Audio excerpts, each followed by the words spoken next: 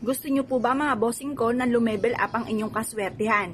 May tuturo ko sa inyo na isa sa mga subok na napakaswerte. Kailangan naman po natin mga bossing ko ng asin at ganoon din po ang napakalinis sa tubig. Ito po ay pagsasamahin lamang natin na nakaharap tayo sa may gawing silangan ng mga 6:30 or kaya po ay alas 7. At ibibilad po natin itong tubig at asin na hanggang alas 8 sa liwanag ng sinag ng araw. At ngayon po, ganito po ang proseso. Harap kayo sa may silangan na hawak na itong ating asin at ganoon din ang ating tubig. At magwi-wish po tayo na sa pamamagitan ng pampaswerteng ito ay magtutuloy-tuloy na ang pasok na swerte at kailanman hindi na tayo mamumblema sa pera. Maraming pera ang darating sa atin.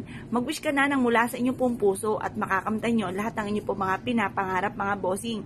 Basta sasabayan nyo pa ito ng sipag at tiyaga at double time sa pagkayod. Mapapasin ninyo na lagi kayo i-aadya nito ng tubig at asin po natin kung saan lagi kayo suswertihin. Ngayon po mga bossing, kapag ikay nag-wish, walang gamit na sana, direct to the point. Halimbawa, magkaroon ako ng negosyo na dito na ako yayaman, magkaroon ako ng malaking bahay, magkaroon ako ng sariling sasakyan, or kaya po lahat ng mga nais po ninyo, ultimong sa kalusugan, or kaya o sa tungkol sa inyo po mga anak, napasaway ang mga anak ninyo, lahat na po i-wish po ninyo mga bossing. Iaadya kayo nito kung saan lagi kayo suswertihin at mapapasin ninyo mga bossing ko na mas nagiging magaan yung daloy ng swerte. Kung dati-dati napakailap ng swerte, ito naman kabaliktaran.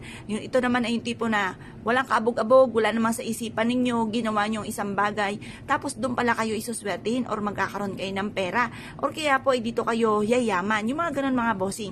Ngayon po mga bossing, kapag ikigumawa ng ganito, kailangan ko anong binubukan ng inyo pong bibig, siya rin tinatakbo ng isipan, at magmumula sa puso ang kahilingan. At pagkatapos pag napasin nyo na parang madumi na yung tubig, ang gagawin nyo lamang mga bossing ko, itapon nyo na po ito sa lababo, tapos paltan nyo ulit ang panibago. Kailangan laging malinis ang tubig, at wag lalo na wag nyong hayaan na matutuyo ang tubig. Kasi once na natuyo po yan mga bossing ko, instead na swerte, ay panay kamalasan ang darating. Instead na mapapasin ninyo na kayo po ay parang mababago ang takbo ng pamumuhay, hindi po. Marireverse ang mga magaganap. Kaya paalala lamang, kapag gagawa ka ng ganito, para laging maswerte, tuloy-tuloy ang pasok ng swerte, laging puno ang tubig ng asin, at laging malinis ang tubig mga bossing. Lalo na wag nyong hayaan na matutuyo po ito. Kapag ito'y natuyo, nako mga bossing, instead na puro swerte ay panay kamalasan po. Kaya kailangan lagi kang aktibo sa pagpapalit po nito mga bossing. Pwede rin naman kung first time nyo po itong gagawin at gusto nyong mabilis ang pasok ng swerte, mabago ang takbo ng pamumuhay, gawin nyo po ito kada 24 oras. Kasi kapag 24 oras mga bossing, mas magiging magaan yung daloy ng swerte po sa atin. At mas mabilis na mahihigop ang mga negatibong enerhiya. Kasi minsan kaya kami namalas kasi hindi nyo nakikita yung mga negatibo na nasa paligid po ninyo mga bossing. Kaya mas mainam meron kang ganito para kung ano man yung mga negatibo na hindi nyo nakikita, nahihigo po niya.